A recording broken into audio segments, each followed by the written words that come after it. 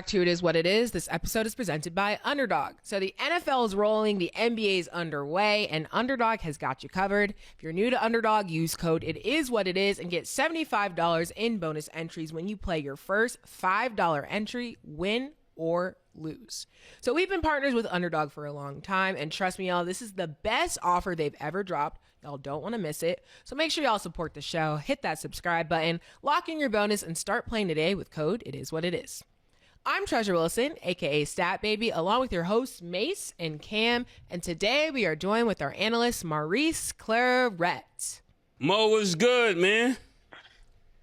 I'm still mourning, man. We lost this weekend. Yeah, you're not quarter zip no more, man. You lost the quarter zip already. This is why I don't trust niggas right here. This is exactly why. Week to week, day to day. Definitely is not quarter zip today. That's why we lost, man. I told you that. So God told me ever since I started acting like a young nigga, we'll be back in a couple of seconds. So he told me to clean my act up. Yeah. I saw one of your sermons, Mace. Come on. That's crazy because niggas always want to bring God into it, you know? Yes. So I said, No pun when you intended. respond with God, yeah. Nah, when you respond with God, they can't talk shit to you anymore. So Mo, was you at the excuse game? my language. Yeah, I was at the game, and here was the funny part. I was at the game and I'm watching it, and the only thing I kept on thinking about in like the fourth quarter, I said, "Man, these niggas fucking up my content."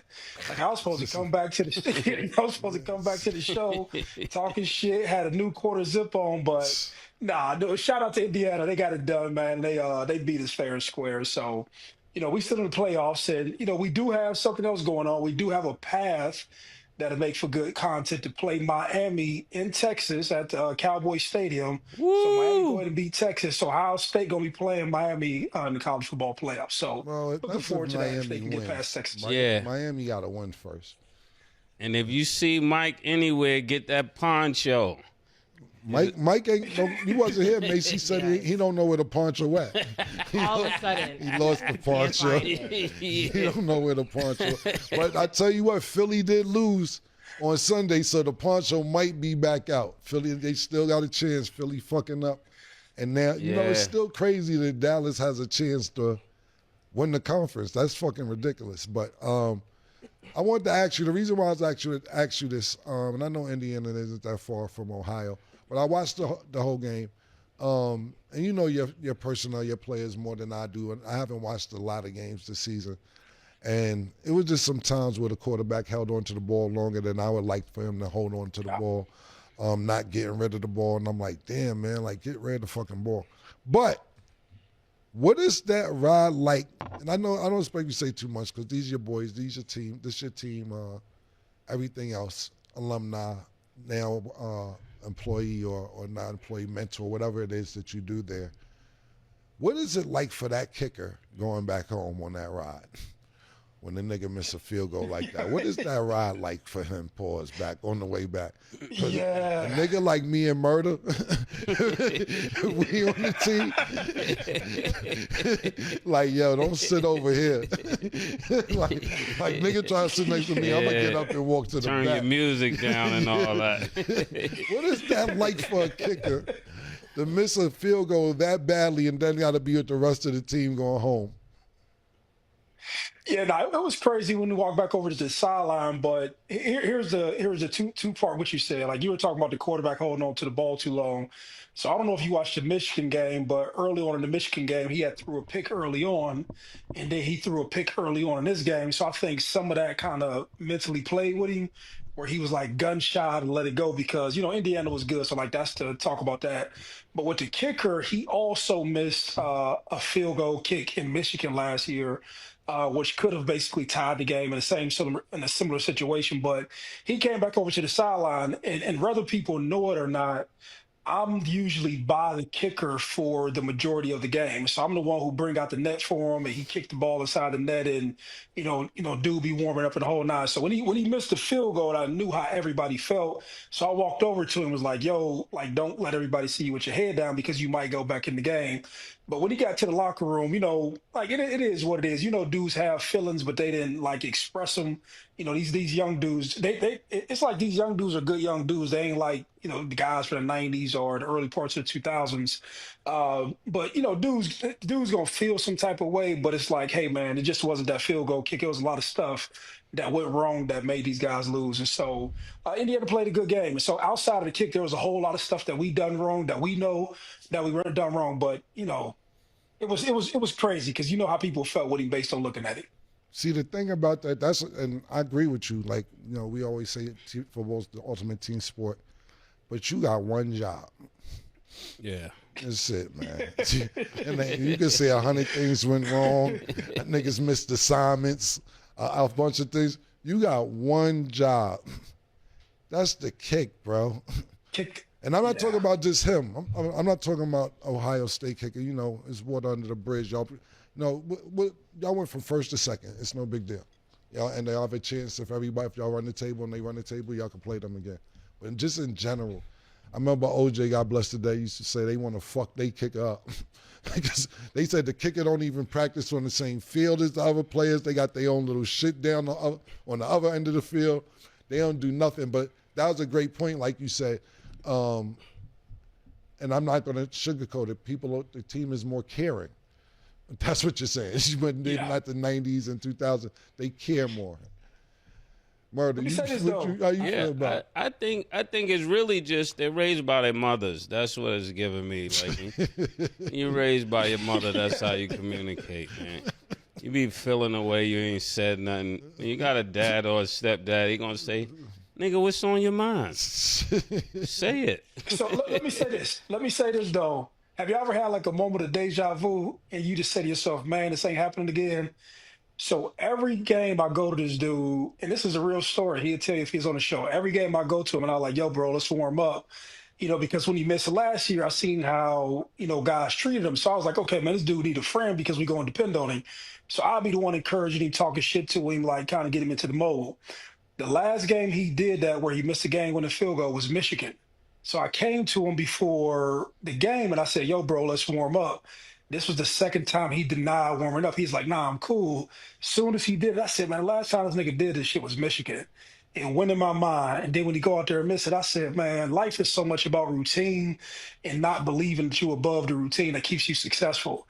And I haven't said that until Cam just brought this conversation up, but that was the last time that he refused to warm up.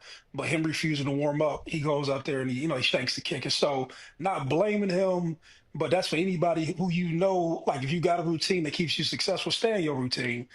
Because when dude missed the field goal, that was the first thing I thought. I was like, God damn, this nigga missed this shit. And that was the last time he did that. Mo, it's okay to blame that nigga. If he missed, he missed. Ain't nobody else fault. They put the ball down at the right time. And it's not Mo, like it was a hiccup. Mo, don't let this nigga cost you your job, nigga.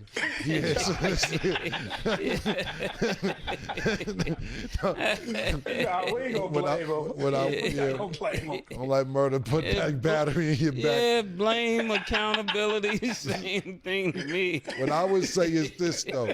Next time that nigga deny warming up, grab that nigga, you warming up, nigga. Yo.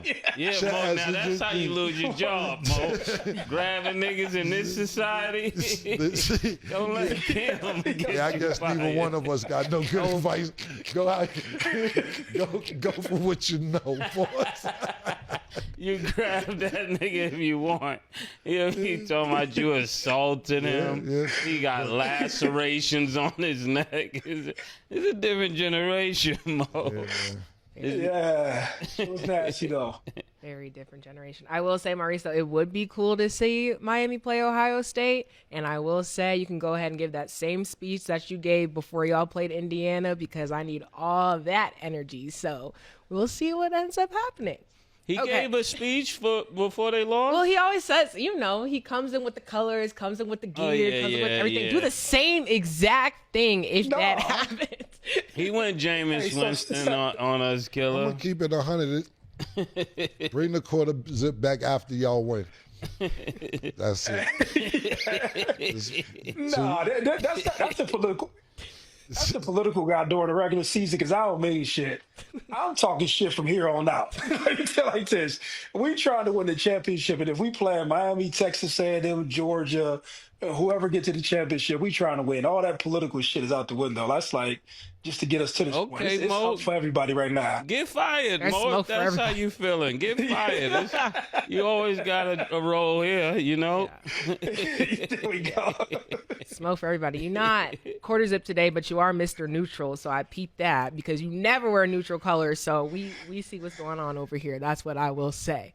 Okay, so let's have a conversation about underdogs. So, Maurice, why do you guys feel athletes and entertainers always look for reasons to be the underdog? And what do you think is the difference in functioning from a space of someone who's expected to win versus being an underdog?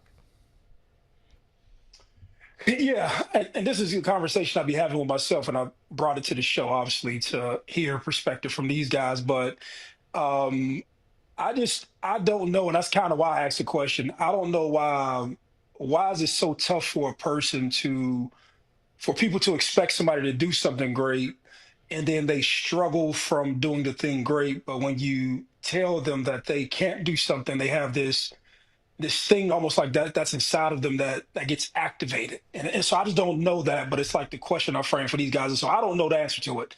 You know what I mean? But people seem to function better from an underdog space versus somebody expecting great things from them. And I was trying to pair it to say it's like the same thing with music is when you're coming up with music, some people's best material is when they've not basically got a record deal, but versus them getting on and selling a bunch of records, it seems like the music becomes different. So I don't know. I just wanted to hear their perspective on it because I didn't have an answer. I couldn't figure it out. Yeah, that's an interesting conversation, and it's layered with so much information that can be shared. When you think about being an underdog versus the favorite, it's just one thing that comes to mind, and that's motivation. Some people are gathering more motivation from being an underdog, and some people thrive at being a favorite. It just depends on your mindset at that time. I remember times being an underdog. I remember times being a favorite. Each time, it wasn't a lack of confidence for me or more drive for me, either one, because each time it was just a different motivation. It's like, yeah, they finally get it. That motivates you as well. But some people, it doesn't motivate them as much as being a person when people don't believe in you. Some people get off on that. It just depends on your upbringing. I think a lot of that has to do with your upbringing. So, early on in life, we didn't have that. So if you didn't have that, then the underdog is just the place that you're most comfortable at because that's where you've been your whole life. But as you go on and you have more and more success, then you got people saying, you know what, I belong here. And then that's a motivation to prove that you belong here. So it just depends on the mindset at that time. Well, let me ask. Well, I'll let Cam go and ask the Go question. ahead. If you got a question, go ahead. Yeah, well, but do you miss something when you always trying to fight to that place to stay motivated, right? So the question came out of like Indiana had an underdog mentality that they had to beat Ohio State. Ohio State was like, we're great. And when you fighting somebody and it ain't shit that you can do to beat them just because they have like this anger or this feeling inside of them. And it feels like you're fighting a force, but that's kind of like what I was talking about. Like, is there things that you lose when you're always looking to be sort of the underdog? And then when that doesn't exist anymore, like, who are you? And so I don't know if like I'm answering the question clean enough, but hopefully y'all can figure out what I'm trying to ask. Yeah. Well, if you're talking about Ohio and Indiana, we'll start there before I give my answer, just talking about that. Indiana, see, the thing about it is Indiana's was number 2. They was undefeated too. It wasn't like they had 3 losses or 4 losses or even 1 loss for that matter. It was a fight for number 1, and they just came up short. But the reason why Indiana is such an underdog and Ohio State was such a favorite, they hadn't beat y'all in 30 years, if I'm not mistaken, right? Yeah, correct. Yeah, 30 years is kind of wild. You know what I'm saying? So y'all definitely going to be a favorite. Not only that, Indiana, the last I don't know how long, has not been really good in football. And then they're like, Indiana's good. And then in the middle of the season, I don't know their coach's name, but they gave him a shitload of money in the middle of the season. And I remember Paul Feinbaum, I can't pronounce his last name. He does the college football. He was pissed off. Like, That's his name. Yeah, he was like, why would they give him all this money? Y'all need to wait and see what happens. You're giving them all this money, and you don't even know what's going to happen. He looking good, looking like he deserved that chicken that they paid the nigga. And I remember when he got to Indiana, he gave a speech. He was like, why would you should be successful here? And he was real arrogant. He said, because I win, Google me. Wait. Yeah, check me out. That's what I do. I was like, okay.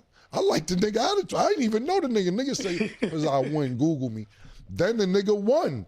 Then he beat y'all niggas. Now he's the #1 team in college football. I'm like, that nigga might go for another check before next season starts if he fuck around and get to the championship.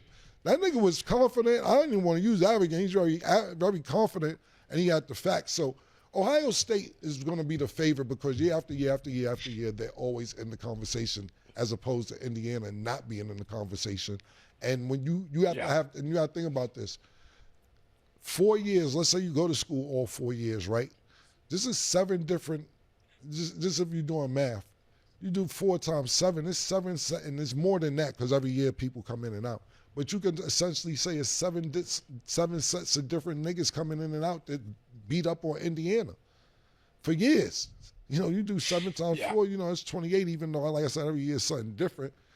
Indiana wasn't even supposed to be #2, so for them to win, it was really amazing. So y'all always going next year, if y'all play Indiana again in the championship, y'all are going to be the favorite again, even with y'all losing to them. Ohio State's just a traditional school, but back to the all-around question, Mason's 100% correct. When you're an underdog, sometimes it's different sets of mentality. Some people like, let us fly under the radar. Nobody paying us no mind. Cool, watch this, da-da-da-da-da. And then you got other niggas like, niggas really don't know. I can't wait to have an opportunity to bust whoever they think the favorite's ass, pause. And then when you're the favorite, sometimes you get a little lax, but you still got to have even when you're the favorite, you have to have an underdog mentality. Like, niggas trying to come take my spot. This is my spot. You got to have that mentality. I know we talk about our high school career a lot, because it was a hell of a time. And we was about to play stuff on Marbury, and our coach made us the underdogs. And that was his team. He looked at the shit and said, y'all look good to the semis. Like, your own coach telling you y'all gonna lose in the semifinals. And you know how niggas use reverse psychology? I don't even think it was reverse psychology. Yeah. I think he really believed that.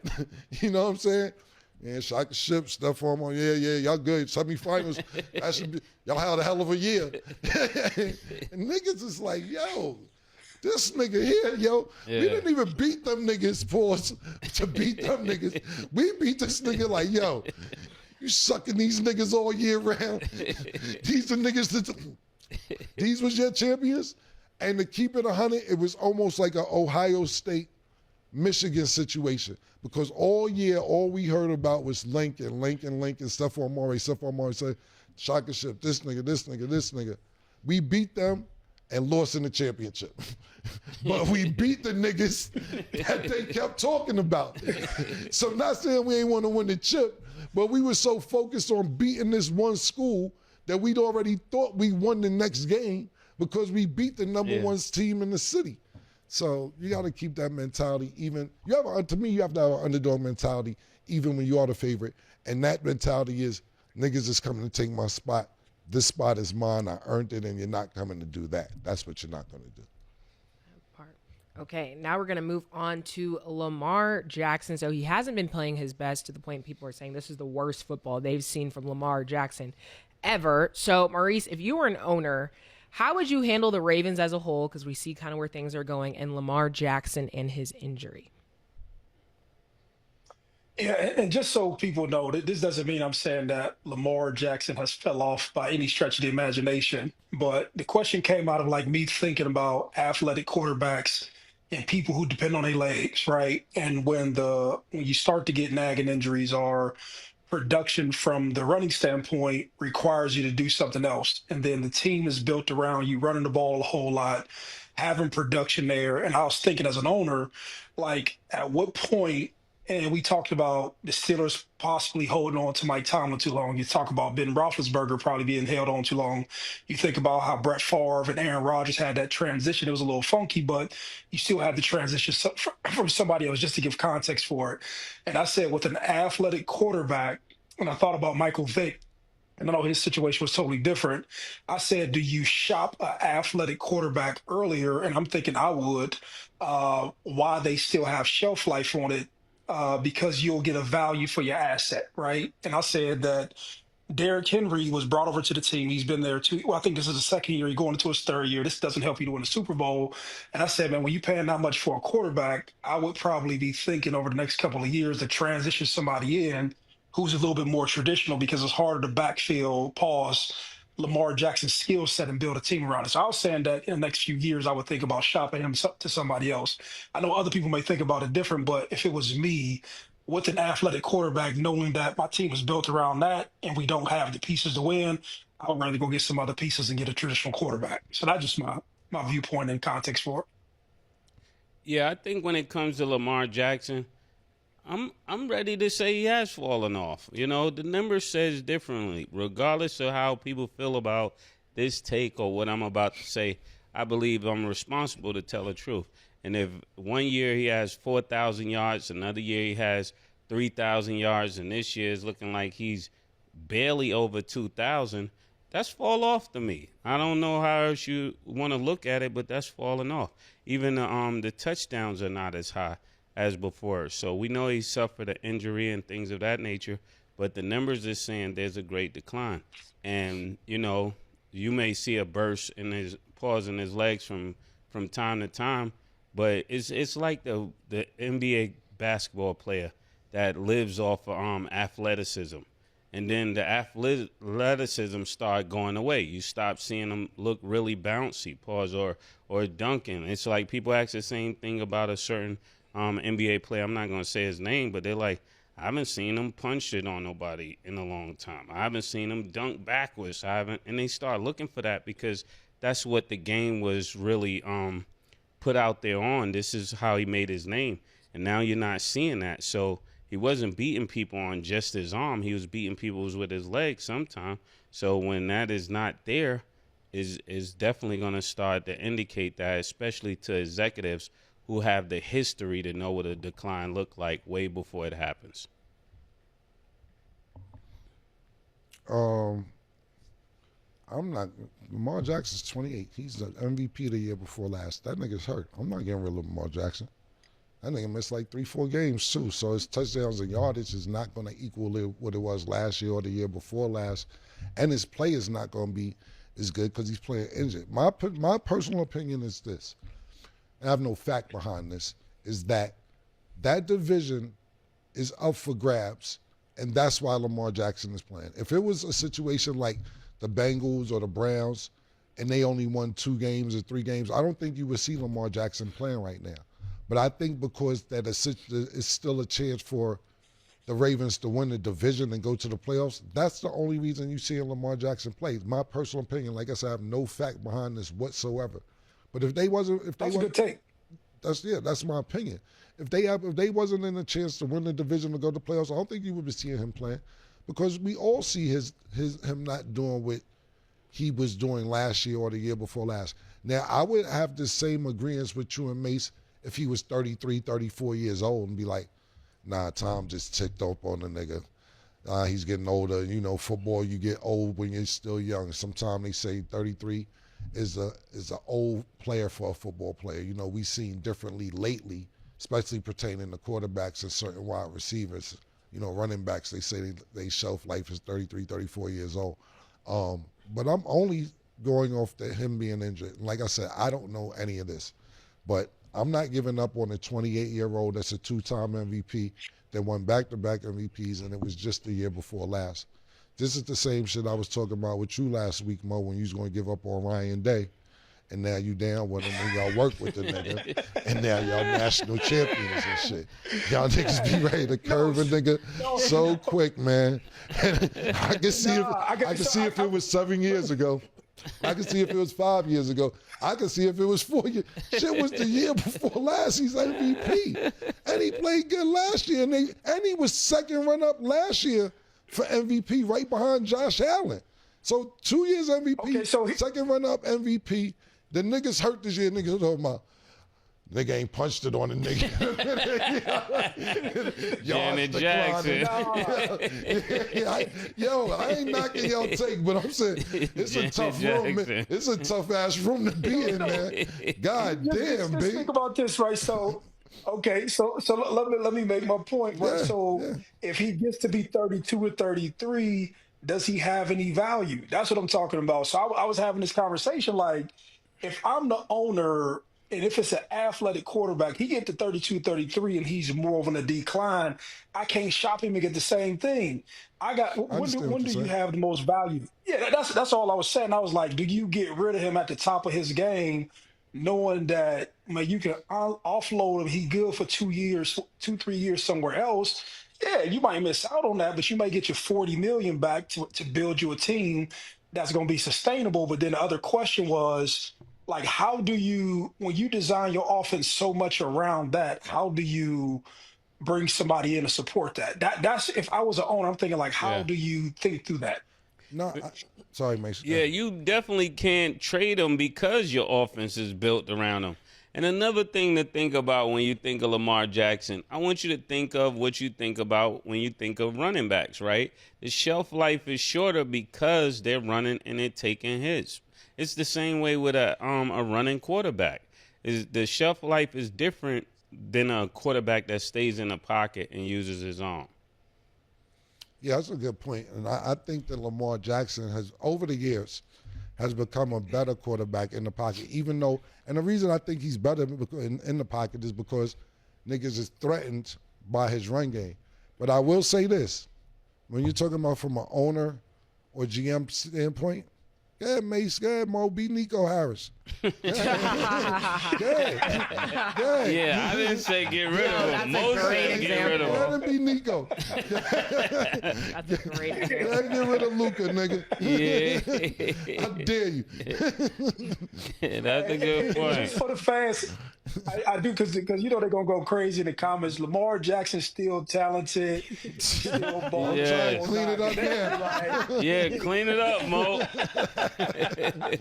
No, but Maurice, it's a great question, especially for discussion purposes, because everybody right now is just in this win now mentality. So people are so quick to move on to the next thing when something's not working right then and there. But when you have somebody at Lamar Jackson's caliber being one of the best quarterbacks, like, that's just not something that you play with. And that's why, I mean, Cam bringing up Nico, it's hilarious because literally maybe if that was the thought process to the fan, to the people on the team, to everybody playing, like, it just doesn't make sense, even if it makes sense to you. So to jump the gun and do a decision like that doesn't really make sense. And then I know it's like he's injured, but that's also the risk that you have to take, because we kind of had this discussion yesterday when we were talking about a lot of the time the organizations don't really care that much about the players. They just want to win. So it's like, if it's risking potentially, you know, being at the top of the division and seeing where things go, and if he can still play, they're still going to play him rather than just be like, oh, well, let's just figure something out or put Cooper Rush in, because that's just the best decision that they have right now. So it's kind of a little bit of both. Like, win now because even though Lamar Jackson's injured, they still have a chance, but also we're not going to get rid of him because this is going to be probably the best situation that we have when we have generational quarterbacks like that. So I don't know. They're going to have to figure it out. Yes, Maurice. Hey, that was a great take, but why didn't you say that about Mike Tomlin last week? About what? I was just about to say that about all the Steelers quarterbacks that she says this about every year. She get rid of niggas every year. Nah, but Mo was right. He's talking about Mike Tomlin. Yeah. The same, but that's the same reason you think he's scared to get rid of Mike, because Mike have another job in 3 minutes. That's how you say you play it. No, but you play it safe. What's wrong with playing it safe? Nothing. Just not a risk taker. In certain situations. All right. Go ahead, Maurice. You was detailed with this. No, you was detailed with this response. It was eloquent. It was nice. I asked you about Mike Tomlin last week, and you ain't say nothing. You was like, I don't even want to touch the question. I'm glad you realized that, Mo. She does this all the time. That's why when she's talking, she looked at me. She goes like this. I look at everybody when I'm talking because that's how I talk. I will take accountability, but I didn't have anything. I wasn't trying to get rid of Mike Tomlin from the jump. I said that. So this is why we then went on to another game, and I'm cool right now. That's all. You was on the fence last week. Yeah, I was not on the fence. Y'all wanted me to be on the fence, and I can play it safe because I know that Mike Tomlin is still a good coach. So why would I want to get rid of him? You wasn't. You was on the fence. You was had, one foot was in the portal. You definitely had one foot in the portal. I definitely did not. I've been having the same stance and the same team since the beginning of the time. We know this. No, we're not talking about your team, but you'd be on the fence with Mike Tomlin year after year. Definitely. Depending on what part of the season it is. When you're winning, you love them at the end. I feel like the only person I'm on the fence of is our quarterback, but this is not a Steelers discussion. Yeah, I haven't heard Steeler Nation in like 3 weeks. I'm just going to. You also missed it because your team lost, but that's okay. Like, accountability every week. Things change, but I was very clear about that. But I see what you did there, Maurice. I see what you did there. So my next question, because this is actually a good conversation. I feel like you guys have different opinions on this. Do you guys feel like the Ravens' window for a championship is closing? I think so. That's probably my short answer. I think that they're closing, and I think you have to go through probably another 2 seasons of rebuilding pieces around Lamar as he gets older, but you just need more pieces around him. Yeah, I thought when they got the running back, everything was gonna change for them. So, and it didn't. It's not been good as well. Last year I thought was like their best opportunity. This year they're definitely not gonna get it done. And I think the more times you don't get it done, the more that confidence goes away, and people around you start thinking about getting their money. So I'm gonna say it's 100% over for them. Just gotta see the future. I wouldn't say 100%, but the window's definitely closing, especially when you think about this. You got teams like the Patriots that's looking really good. You're looking at Jacksonville Jaguars that's sitting at 9-4. The Denver Broncos are 11-2. The Chargers are starting to gel. It's a lot of other teams outside the teams that we're used to. And when we say used to, of course, Buffalo is still in the talk. Kansas City, we don't know. A lot has to go right for them to enter the playoffs.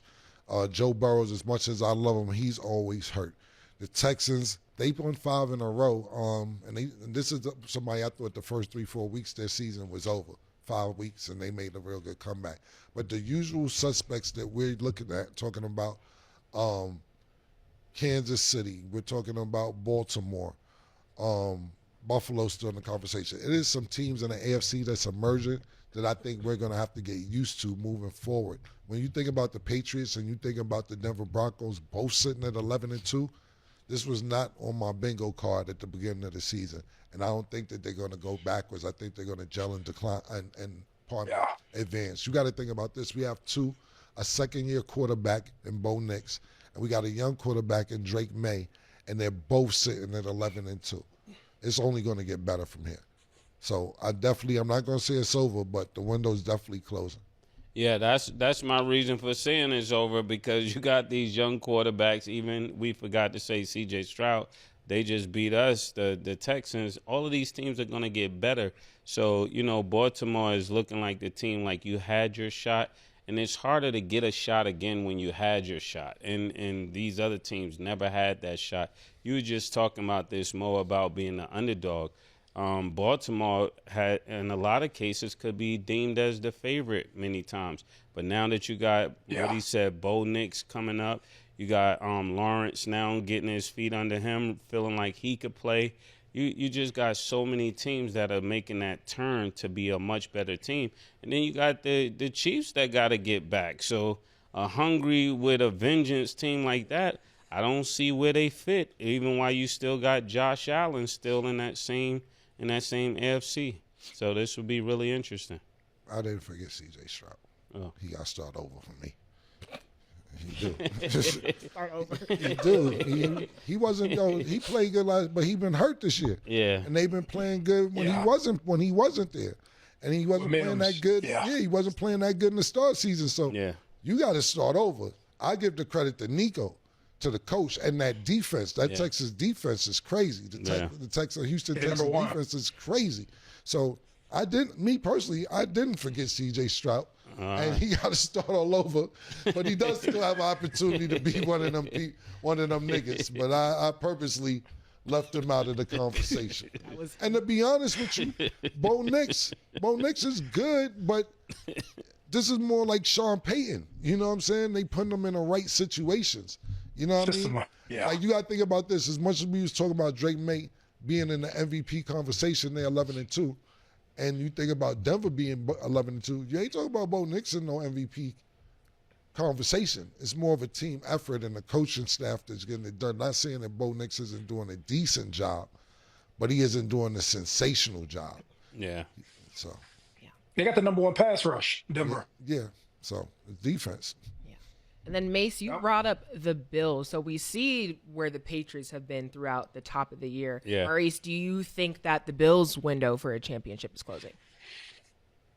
I think it's closing for all the reasons that Cam unfolded the whole conversation, but I think it's closing for that reason. And I think the Josh Allen, Lamar Jackson, that saga, that competitiveness that they had, I think that's kind of running its course. And when you have even you could say Sean Payton probably been getting shitted on and pissed on, and you was only something in New Orleans, and you got to get your thing going and with the Broncos, and he has something to prove. And I'm pretty sure Mike Vrabel getting released from Tennessee and him being with Josh McDaniels and the Patriots, they have something to prove. So for all the reasons that Cam said, I think that just as much as Lamar Jackson's window closed, I think that Josh Allen window closed for the immediate foreseeable future. And Mo, don't forget Cam's other man. Don't forget Joe Burrow. Throw him right in that loop too. It's becoming. No, he didn't. I did say that. No, I'm saying Mo. Oh, he just said. He just said. Who did you just say? Josh Allen and Allen. Lamar Jackson. And Lamar Jackson. I'm saying throw Joe Burrows in there as well. The window is closing for that whole little time of those quarterbacks that we all said was top 4 and things like that. And I know we probably get to that at a later time, but it's definitely closing because you got new talent emerging. I would say I disagree as far as this year and next year is concerned. Because you have to think about this. We're talking about team. The window's closing, but is it closed? Not for me, because you have to. It isn't. Because you think about these teams that we're talking about. What's the one thing that they don't have? Is playoff experience. Now, when we get into the playoffs, who has the most playoff experience? If we're going to the playoffs right now, who has the most playoff experience? No, well, Buffalo, not with Buffalo. We're talking about quarterbacks. It's Aaron Rodgers and it's Josh Allen. These quarterbacks have no playoff experience, and the playoffs is not the regular season. And the playoffs is where you become great at. So I'm not saying that they can't be great, but sometimes it takes time. When you talk about Lamar Jackson, when you talk about Baltimore Ravens and their window closing, they still haven't been to the AFC Championship or to the Super Bowl. So at the end of the day, we sit there and name him MVP, but he can't win the big game. Talking about Lamar Jackson. He never can win the big game. So it's like, damn, man, when is he going to win the big game? So you have these young teams emerging, and we'll see what happens with them coming in the playoffs. Maybe they ready to go like, yeah, this is what I've been waiting on. But if we're going with niggas who've been in the playoffs and has experience and been waiting for a moment for Patrick Mahomes to get out the fucking way so they can do their thing, it is Josh Allen. And it is an Aaron Rodgers. And especially Josh Allen more than Aaron Rodgers. So that's why I said the window isn't closed. Maybe it's closing, but when the playoffs come, we'll see exactly what happens.